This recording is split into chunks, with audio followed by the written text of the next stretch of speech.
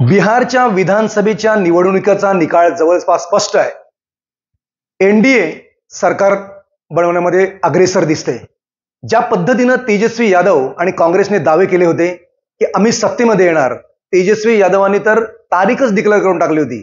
मात्र या दाव्यांवर आता कुठेतरी प्रश्नचिन्ह निर्माण होताना दिसतंय. त्याचं कारण असं आहे की भारतीय जनता पार्टी आणि जनता दल युनायटेड नितीश कुमार यांचं सरकार जवळपास निश्चित आहे. आणि या सगळ्या विजयाच्या पाठीमागं एका मराठी माणसाचा हात आहे. अर्थात सिंहाचा वाटा म्हणावा लागेल. या संपूर्ण 1.5 ते 2 महिन्यांच्या कालावधीमध्ये ज्याने पायाला भिंगरी बांधली आणि संपूर्ण बिहार पिंजून काढला, ते भारतीय जनता पार्टीचे नेते आणि बिहारचे प्रभारी विनोद तावडे आपल्यासोबत आहेत. खरं तर पहिलं मी तुमचं अभिनंदन करतो की इतका प्रचंड मोठं यश बिहारच्या इतिहासामध्ये भारतीय जनता पार्टीने जवळपास 100च्या आसपास जागा जिंकणं पहिली प्रतिक्रिया आहे. या बिहारच्या निकालाचं जर मनापासून स्वागत करायचं असेल तर बिहारने बहुधा पहिल्यांदाच जातीच्या पलीकडे जाऊन मोदीजींच्या नितीशजींच्या विकासाच्या राजकारणाला मत दिलेलं आहे.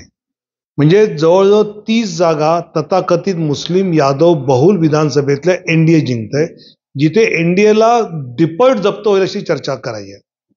60 जागा शेड्यूल कास्ट बहुलमध्ये एनडीए जिंकतंय की जिथे भाजपला स्थानच नाही असं म्हटलं जायचं.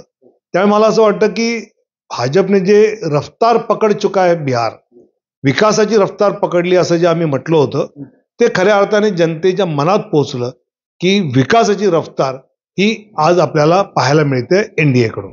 या संदर्भामध्ये ज्या पद्धतीनं या निकालांकडे बिहारचं नव्हे, केवळ एका व्यक्तीचं नव्हे, तर संपूर्ण देशाचं लक्ष लागून राहिलं होतं, हा कलाटणी देणार आहे निकाल असं तुम्हाला वाटतं?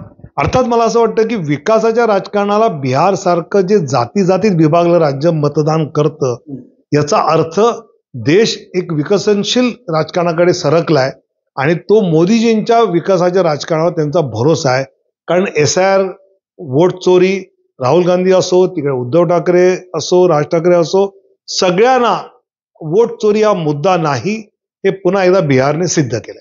या विजयाचा इफेक्ट, प्रभाव आता येणाऱ्या महानगरपालिका असोत, मुंबई महानगरपालिकेवर तुमचं स्वप्न आहे, बरेच वर्षापासूनचं हे स्वप्न आहे की मुंबई महानगरपालिकेवर भारतीय जनता पार्टीचा महापौर बसला पाहिजे. ह्या विजयाचा प्रभाव या निवडणुकांवर पडेल असं मला वाटतं. अर्थातच मला वाटतं मोदीजींवर जर बिहारच्या जनतेने विश्वास ठेवलाय, काही महिन्यांपूर्वी महाराष्ट्राच्या जनतेने विश्वास ठेवला होता, तर स्थानिक स्वराज्य संस्थांच्या निवडणुकीत महापालिका, जिल्हा परिषद, नगरपालिकामध्ये मोदीजींच्या नेतृत्वाखाली काम करणाऱ्या देवेंद्र फडणवीस, एकनाथ शिंदे आणि अजित पवारांना घवघवीत यश मिळेल, हा माझा विश्वास आहे. उद्धव ठाकरे आणि राज ठाकरे दोघेही एकत्र आलेले आहेत महानगरपालिकेच्या निमित्तानं. बराच वर्षानंतर, बराच कालावधीनंतर हे दोन भाऊ एकत्र येत आहेत. हा जो काही एकत्र येण्याचा जो काही प्रभाव आहे, हा भारतीय जनता पार्टीच्या या सगळ्या परिस्थितीवर पडेल असं तुम्हाला वाटतं? त्यांचा इफेक्ट जाणवेल? मला असं वाटतं की दोघांची अस्तित्वाची लढाई म्हणून ते दोघे एकत्र आलेले आहेत. पण ते मुद्दा जो घेतायत, तो मुद्दा असा आहे वोट चोरी वगैरे, की ज्यामुळे त्यांना यश मिळणार नाही आणि पुन्हा एकदा महायुतीलाच घवघवीत यश मिळेल. बिहारमध्ये ज्या पद्धतीने तुमचे आता आकडे दिसत आहेत, 100च्या आसपास जवळपास आकडे आहेत आणि जेडीयू तुमच्यापेक्षा 10 ते 15 सीट्स नकाले आहे. आता प्रश्न निर्माण होते असं की मुख्यमंत्री पदाचा उमेदवार कोण?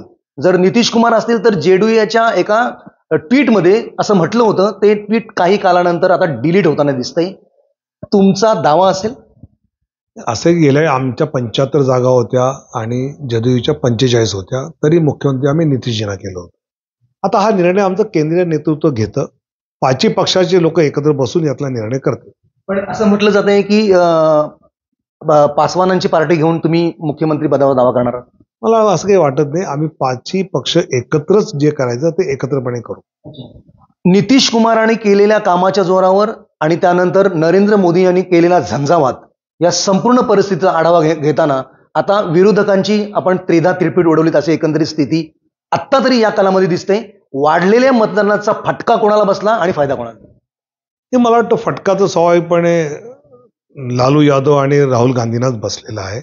कारण ते जे खोटं बोलले ना, प्रत्येक घरात नोकरी देऊ, वोट चोरी झाली, हे बिहारचा माणूस इतका मूर्ख नाही आहे की तो काही ऐकून घेईल. त्यामुळे त्यांना माहिती आहे की जो देतो त्याला आपण पाठिंबा दिला पाहिजे.